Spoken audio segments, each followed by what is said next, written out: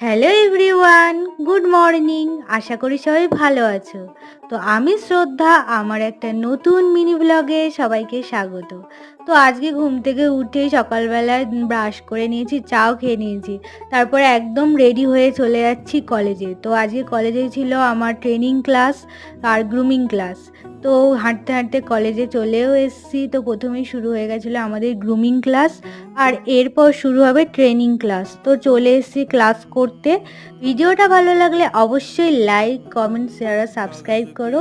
তো এরপরে ছিল আমাদের টিফিন টাইম। তো সেখানে আমি টিফিন খেয়ে নিচ্ছিলাম। মা দিয়েছিল ভাত আর আলু ভাজা, আর সেটা খেতে খেতে চলে এসেছিলো আমি জেপ্টো থেকে অর্ডার করেছিলাম একটা আইসক্রিম। তো সেটা 700 ml ছিল, ওর দাম ছিল 134 টাকা। কিন্তু যেহেতু আমি কোনোদিন জেপ্টো থেকে অর্ডার করিনি, তো সেই জন্য আমার নিয়েছে 49 টাকা। সবাই মিলেই ওটা কিনেছিলাম।